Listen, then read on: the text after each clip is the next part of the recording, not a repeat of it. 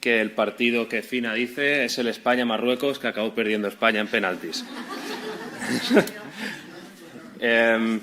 Sí, exacto, un desastre. Pues bienvenidos, un placer estar con vosotros, un placer... ¿Se me ve? ¿Me tengo que agachar o está bien? No. Vale. Pues un placer estar con todos vosotros. Me gustaría pues saludaros especialmente, transmitir los saludos de la Iglesia de Premià de Mar. Pueden dar fe de esos saludos a Noemi y Jonathan. Me gustaría pues saludaros a todos, jóvenes, mayores. Quiero dar un saludo especial a la rodilla de Pedro, a la rodilla a la que ha recibido misericordia, no oración. Y lo cierto es que me dijo Fina, me dijo, bueno, hacemos una predicación, si puedes venir a predicar. Entonces yo tenía un cierto reparo y dije, no sé si hacer lo que hago habitualmente. Vi una predicación de hace unas semanas y dije, lo hago. Vi que Laia utilizó un ejemplo de una serie, vi que utilizó el ejemplo de Pulseras Vermellas y dije, pues si Laia utiliza la cultura de nuestro entorno, nuestra cultura, pues yo también la voy a usar, porque la cultura puede ser una herramienta buena para poder también entender y ejemplificar verdades que aparecen en el texto bíblico. Así que pediré a Braulio que ponga una canción. Seguro que os suena, o quiero pensar que os suena, o espero que os suene. Así que adelante, Braulio.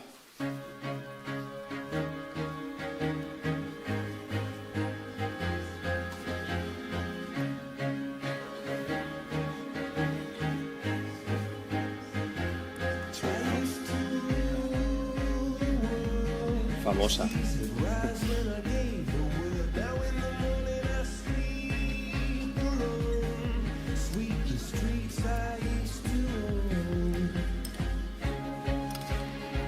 Seguro que os suena. Hace unos cuantos añitos, 2009, de esta canción, pero seguro que os suena, Coldplay. Ahora, si os pregunto qué significa o qué dice esta canción... Viva la vida. Viva la vida, ¿cierto? Pero la letra de dentro,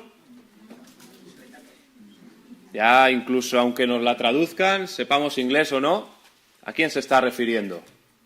¿O de quién está hablando? Pues lo cierto es que no mucha gente lo sabe, yo no lo sabía, pero no hace demasiado leí la explicación y me llamó la atención. Está hablando rey Luis XVI de Francia. Sabéis que Luis XVI de Francia... Hablamos del siglo XVIII, XIX, fue el último rey de Francia, justo el rey que le tocó la Revolución Francesa. Y sabéis que ese rey no acabó entero.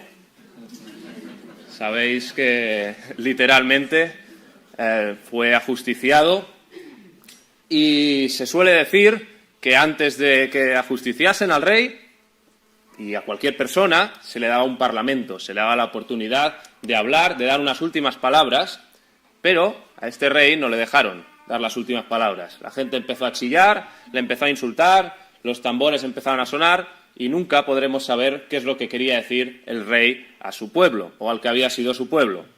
Pues esta canción interpreta lo que este rey podría haber dicho, este mensaje que el rey podía haber dado a su pueblo.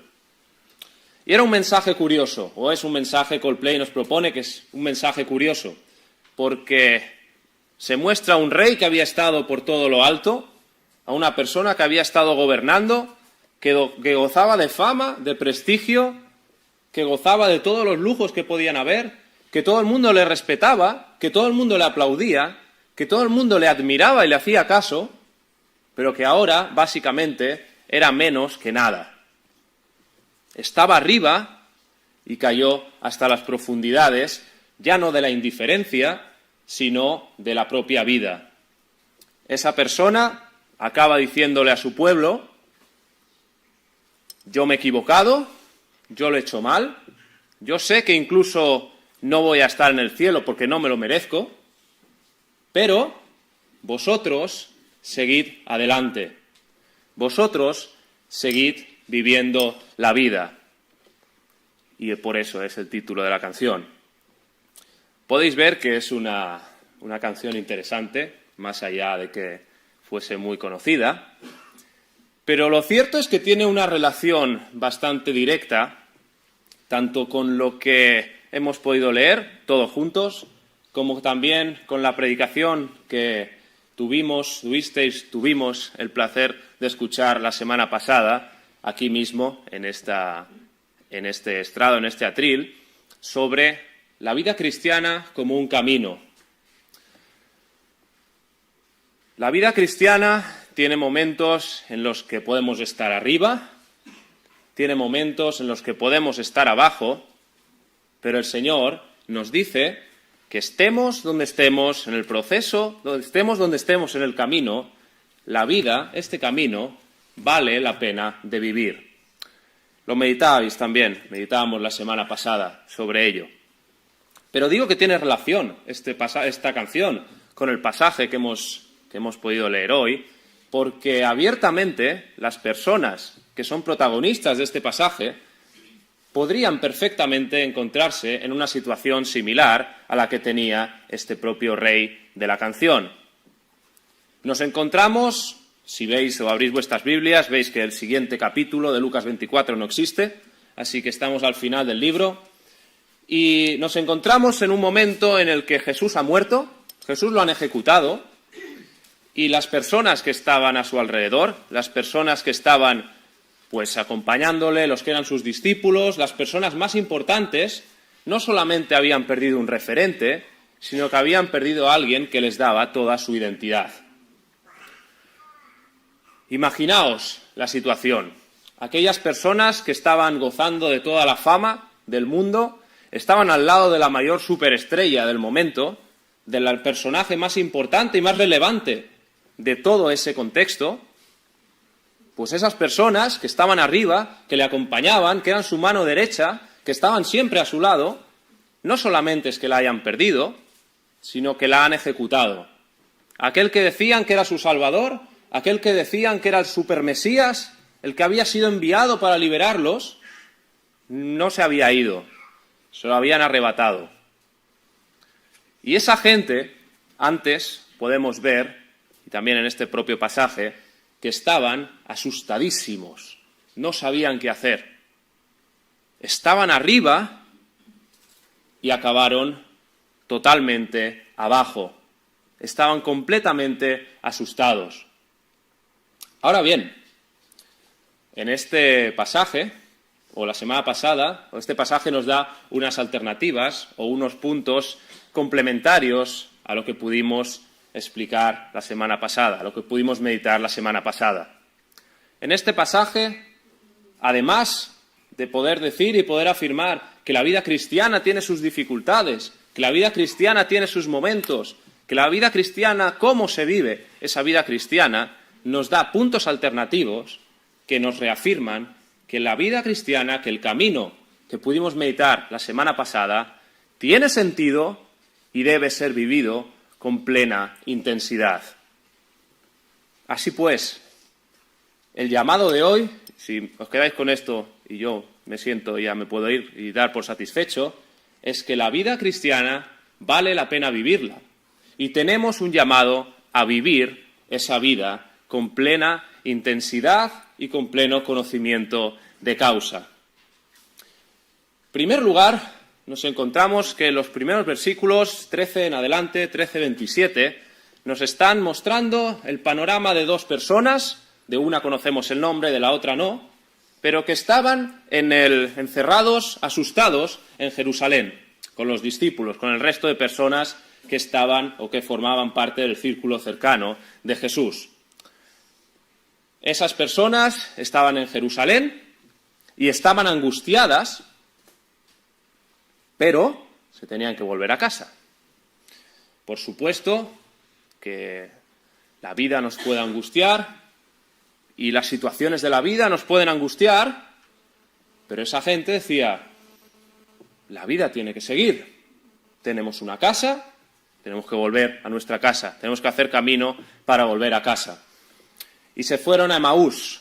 Habla de estadios el texto, y no sé si os sabíais o qué os parecería, si conocíais el texto. Yo pensaba que estaba muy lejos, Emaús de Jerusalén, y no, está a 10 kilómetros. Está a unas 3 horas andando, pues depende del ritmo, que vayas. Pero está a unas 3 horas andando, si vas rápido menos. Pero depende del ritmo, era un camino relativamente corto. Pero un camino corto que les cambió a todos, a ellos dos, les cambió la vida. Hagamos un ejercicio de empatía. Pensemos en cada una de esas dos personas. Estaba pasando un momento de crisis, de incertidumbre, un momento valle, un momento de destrucción de prácticamente todo lo que habían hecho en los últimos años.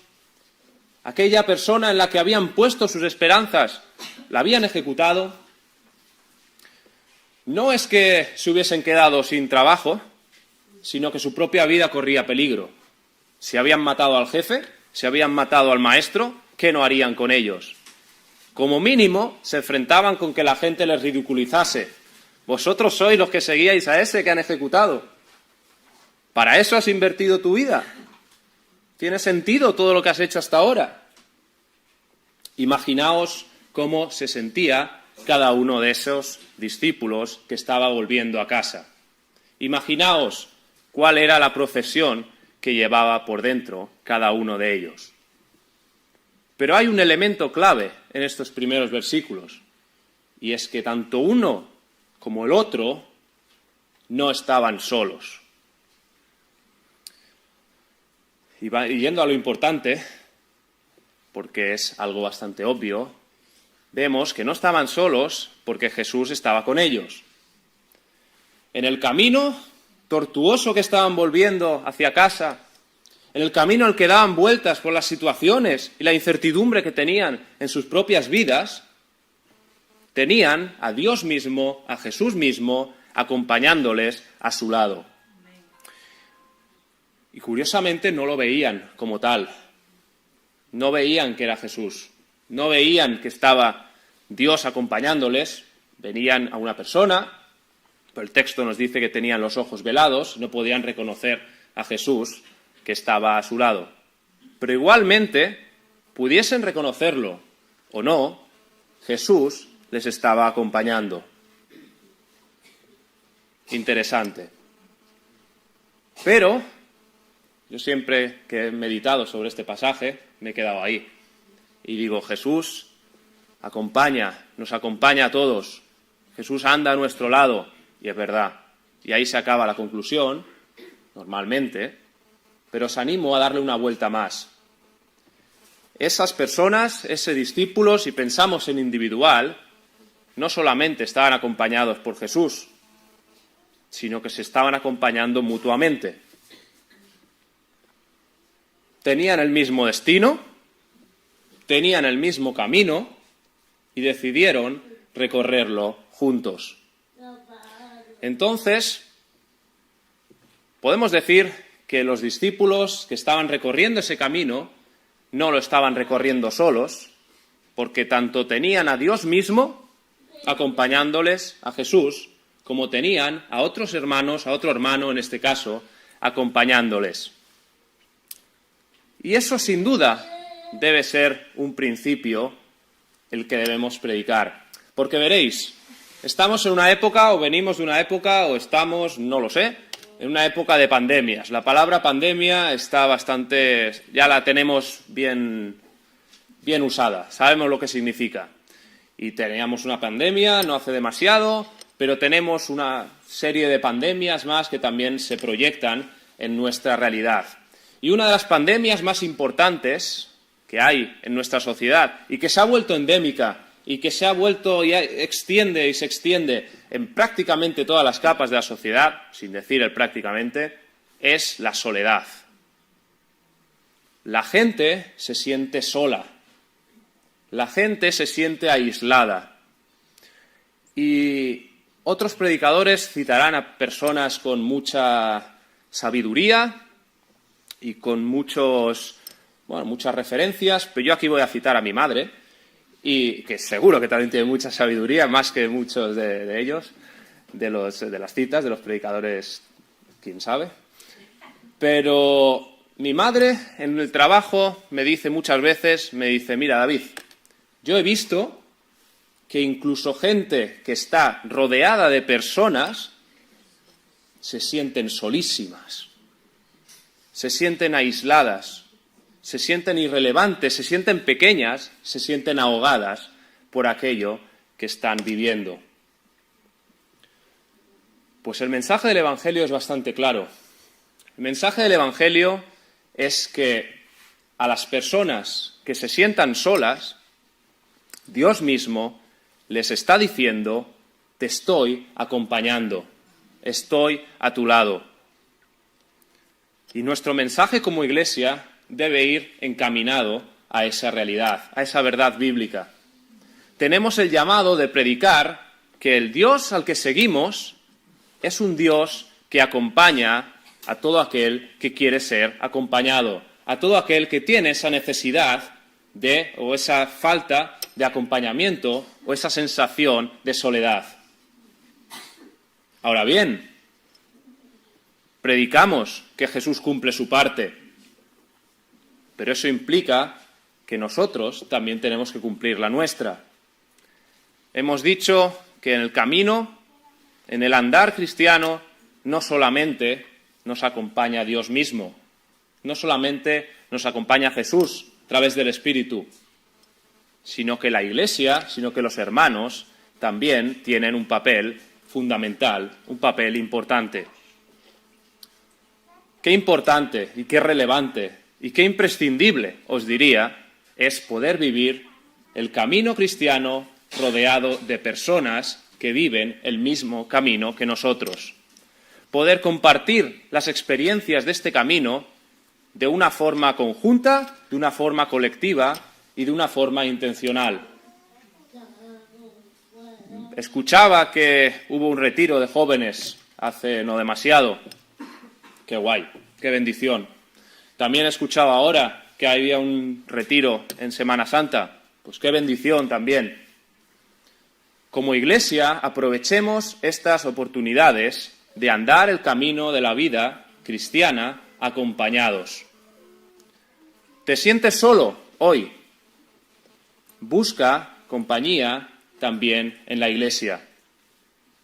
Y si no te sientes solo, busca a tu alrededor, en la congregación, pero también en las personas que nos rodean, a personas que se sientan solas, tanto para transmitirles ese mensaje como para ayudarles y acompañarles en el camino que están haciendo. La vida vale la pena, como decíamos, vale la pena vivirla porque no es una vida que la vivamos solos, porque nos acompaña Dios mismo y tenemos el llamado como Iglesia a seguir acompañándonos los unos a los otros. Y en este acompañar, en el que estaban los dos discípulos, camino a Emaús, estaban dando un paseíto, y estaba Jesús con ellos. Es curioso, porque es un trayecto corto. Es un trayecto en el que iban andando, se nos dice, y podían compartir entre ellos, podían hablar entre ellos y compartir lo que les estaba preocupando. Interesante que Jesús les pregunta un par de veces, les pregunta, ¿qué os pasa? ¿Qué os preocupa? Y uno de ellos le dice, ya lo sabes. ¿Cómo no vas a saber lo que nos preocupa si se habla constantemente de esto? Y Jesús insiste. Jesús no lo da por sentado. Jesús les vuelve a pinchar y les dice, da igual, ¿qué os pasa? Cuéntame qué te pasa. A veces podemos infravalorar el efecto que tienen los caminos en nosotros, en el efecto que tienen los viajes, el efecto que tienen el tiempo compartido entre hermanos en nuestra vida, el poder y el efecto que tiene esa realidad. El hecho de que los dos discípulos de Emaús pudiesen abrirse entre ellos, pudiesen compartir ese tiempo los unos con los otros y también con Jesús delante, hizo que al final acabasen no solamente siendo escuchados, sino que tuviesen una perspectiva distinta de lo que era la vida. Un pequeño trayecto de 2 horas les acabó cambiando la vida, les acabó cambiando cuál era la perspectiva que tenían en ese momento de angustia. No infravaloremos los trayectos y los caminos que hacemos en nuestra vida, por cortos que sean. Y os pregunto hoy, quizás es un poco aventurado decirlo, pero bueno, es igual. ¿De qué hablamos cuando volvemos de la iglesia a casa? ¿De qué hablamos? ¿Hablamos de el tiempo que hace hoy, a diferencia de ayer? ¿Hablamos de lo que vamos a comer, de la paella que nos espera en casa? ¿Hablamos de otros elementos? ¿Hablamos de lo bien o de lo mal que ha hablado el predicador? Todo eso es legítimo, todo eso está muy bien. Pero yo os animo a que al menos hoy hagamos el mismo ejercicio que las personas que hicieron de camino a Emaús. Si vas acompañado a casa hoy, si vas, aunque no sea hasta tu casa, pero aunque sea un rato, habla de lo que el Señor te ha compartido hoy, de lo que el Señor te ha tocado y que el Señor te ha pinchado para poder aplicar en tu día a día, en tu vida práctica. Los caminos son oportunidades únicas de escuchar a la gente que nos rodea, de hablar con la gente que nos rodea, de conocer a las personas que nos rodean y, ¿por qué no?, de que Dios hable a través de ellas. Yo no sé si estáis pasando, no tengo el placer de conoceros a todos personalmente, no sé si estáis pasando por alguna situación que os angustie, como es el caso de los discípulos de Emaús. No sé si estáis pasando por un camino más pedregoso o menos pedregoso, pero sí te puedo decir que si compartes este camino con alguien que esté a tu alrededor, y puede ser una buena oportunidad el camino de vuelta a casa hoy, después de la iglesia, si compartes este camino, compartes este tiempo y escuchas y pasas un tiempo de calidad con alguien que te esté acompañando, quizá el Señor te pueda hablar a través de ello. Así que lo que siempre decimos de que lo que se diga en la predicación o lo que se diga durante el culto no se quede en el culto, intentemos hoy ponerlo en práctica de una forma, pues digamos, tangible, que se pueda tocar.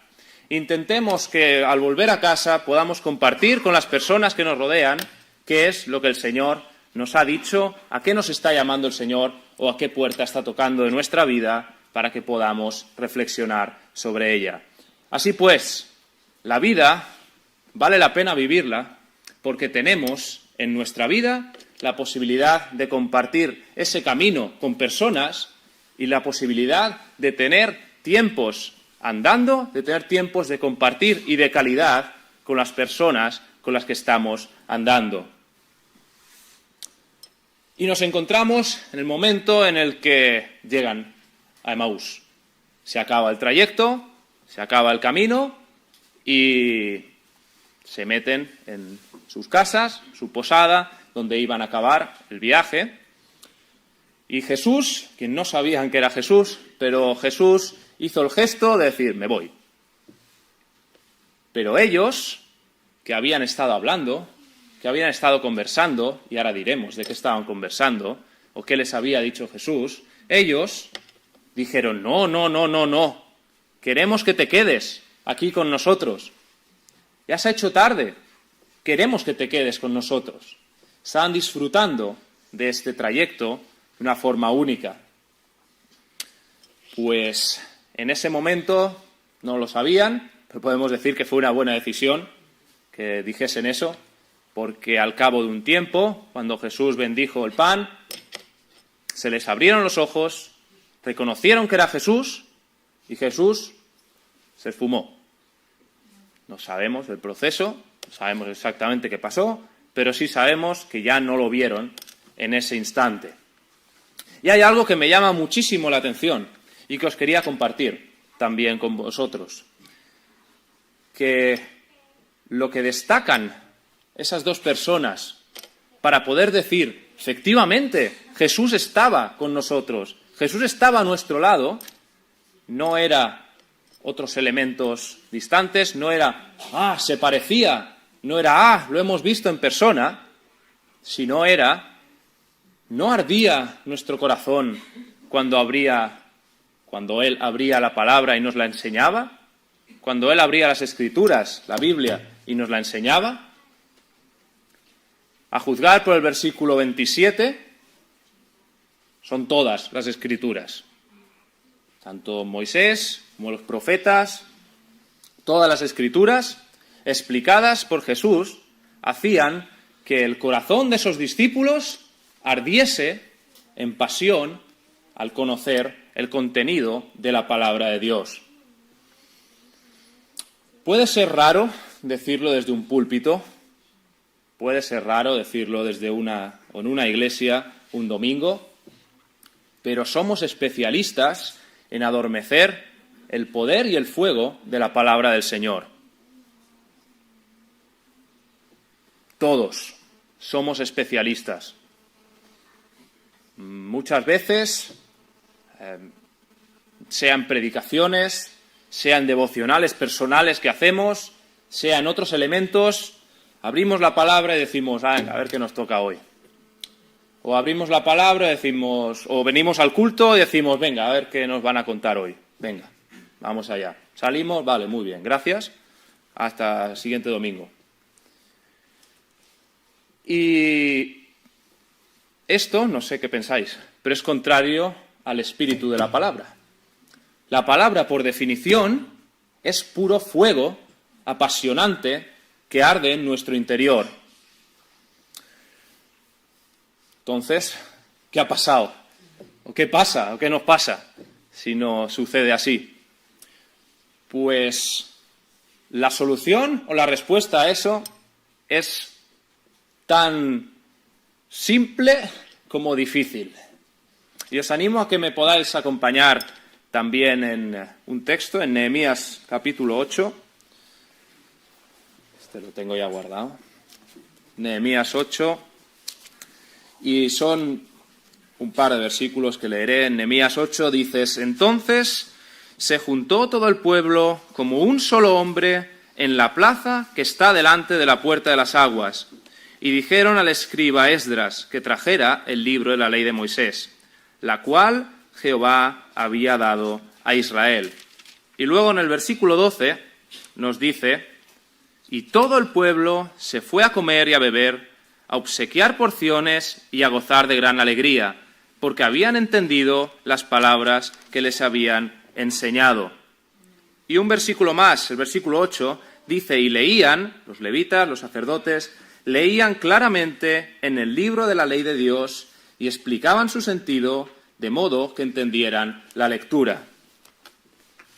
El cómo nos acercamos al texto bíblico va a condicionar en buena manera el poder que va a tener el texto bíblico en nosotros. Y eso es un mensaje de advertencia directa a predicadores, a personas que se encarguen de estudios bíblicos, a escuelas dominicales, a cualquier persona que esté enfocado, que su ministerio sea el enseñar la palabra en cualquier ámbito. Tenemos una tarea que arde o que debe arder, o que debe hacer arder nuestro corazón. El privilegio que es poder afirmar que Dios está hablando a través del texto y que Dios nos llama a predicar ese mismo mensaje que primero nos ha dicho a nosotros, a las personas a las que vamos a ministrar, es algo que te debe apasionar, que te debe hacer arder por dentro. Si no es así, si tienes que hacer un estudio, si tienes que predicar, si tienes que dar una clase de escuela dominical o prepararla, y la sensación es, pues te animo a que le des alguna vuelta. Señor no te desecha, no me desecha si hacemos eso. pero sí que te anima a que le des alguna vuelta y a que seas consciente del privilegio y del honor que tienes de poder transmitir la palabra de Dios, algo tan extremadamente apasionante como es ello. No pretendamos que si no nos apasionamos nosotros, la gente a la que estamos ministrando se apasione con la palabra. Ahora bien, eso no es solo para los predicadores, el texto tiene para todos, el texto tiene para todos nosotros, porque de la misma manera que el texto de Nehemías habla de que los que predicaban tenían que hacerse entender, también las personas, el pueblo de Israel, en el versículo 1, estaba llamado a ir todos a una con ansia de ver qué quiere decirnos el Señor hoy. Tenían sed de la palabra.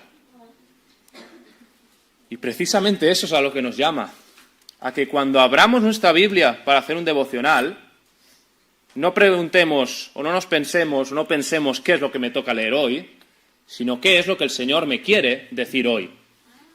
Cuando vengamos al culto hoy, la pregunta a ver cómo predica el muchacho sino a ver qué nos quiere enseñar Dios a través del texto que se va a predicar a través de todo el culto, de la alabanza y de todos los elementos del culto. Algo muy práctico. Ora antes de cada uno de nosotros, oremos antes de abrir la palabra, antes de escuchar predicación, antes de poder reflexionar. Y si reflexionas y si te abres a algo tan extremadamente poderoso, puede ser que Dios te muestre una realidad y Dios te muestre un mensaje tan transformador como el que le hizo a los discípulos de Emaús, como el que les permitió ver que Jesús, cuando le invitamos a nuestra vida, Él quiere entrar. Así que oremos también y pongamos en práctica esta realidad. La vida vale la pena vivirla, vivamos la vida sabiendo que tenemos algo totalmente apasionante y que debe hacer arder nuestro corazón, como es la palabra del Señor. Y ya acabando, pongo el turbo, esas personas, desapareció Jesús y lo que hicieron no fue quedarse, se quedaron sentados y dijeron, ¡qué bien! Hemos experimentado la presencia del Señor. ¡Oh, qué bien! El Señor nos ha hablado. Sino lo que hicieron fue levantarse, correr la maratón de vuelta para Jerusalén, cruzando unas cuantas calles, como hemos hecho nosotros, corriendo. Y en la misma hora, dice el texto, la misma hora se levantaron y volvieron para donde estaban los discípulos. Y los discípulos estaban recibiendo noticias y decían, ¡uy! ¿Jesús ha resucitado? Porque algunos dicen que sí. Simón dice que lo ha visto. Pues es muy curioso porque estas dos personas entraron en Jerusalén y dijeron, Jesús está vivo porque nosotros hemos estado con Él. Él ha entrado en nuestra casa y ha estado con nosotros. No es que lo creamos, sino que lo hemos experimentado. Y este punto es tremendamente importante y vale mucho la pena, disculpad por el tiempo, pero vale mucho la pena que podamos meditar en ello. Porque si nosotros aceptamos a Jesús en nuestra vida, Jesús está a nuestro lado, Dios está a nuestro lado. Si lo queremos aceptar en nuestra vida, tenemos la certeza de que somos salvos. Y el texto de 1 Juan 5, lo voy a leer rápido, 1 Juan 5, 12 y 13, dice así, dice, el que tiene al Hijo, habla de Jesús, tiene la vida, y el que no tiene al Hijo de Dios no tiene la vida. Estas cosas os he escrito a vosotros, que creéis en el nombre del Hijo de Dios, para que sepáis que tenéis vida eterna, y para que creáis en el nombre del Hijo de Dios. Cuando aceptamos a Jesús como Señor, como Salvador, lo aceptamos dentro de nuestras vidas, tenemos la certeza de que somos salvos. A diferencia de la canción que hemos dicho al principio de Coldplay, en un momento el rey dice: yo sé que como me he equivocado, pues San Pedro no va a decir mi nombre, dice la canción. Pero es que si nosotros aceptamos a Jesús en nuestra vida, tenemos la certeza de que Dios sí va a decir nuestro nombre en la eternidad y nos va a llamar para estar con Él en la eternidad. Y es muy interesante porque este elemento no hace que, o esta fe cristiana, no es que creamos en Dios, sino que tenemos la certeza de que Dios está con nosotros. Lo voy a repetir. La fe cristiana no es la creencia de que existe Dios, sino la certeza de que Dios está con nosotros. No es lo mismo una cosa que la otra. Yo puedo creer que el Español va a subir a Primera División. Y lo creo. Pero igual a las 9 de la noche hoy, la creencia disminuye. No tiene nada que ver una creencia en que nosotros podemos estar con el Padre que la certeza que nos está hablando aquí el texto. Si fuese una posibilidad a demostrar, si fuese una hipótesis, si fuese algo de ya lo veremos cuando nos muramos, no tiene sentido que yo esté hablando hoy aquí. No tiene sentido este libro que aquí tenemos delante, si estamos hablando de una posibilidad. Tengamos hoy la certeza de que si invitamos a Jesús a nuestra vida, si le dejamos entrar, no es una posibilidad.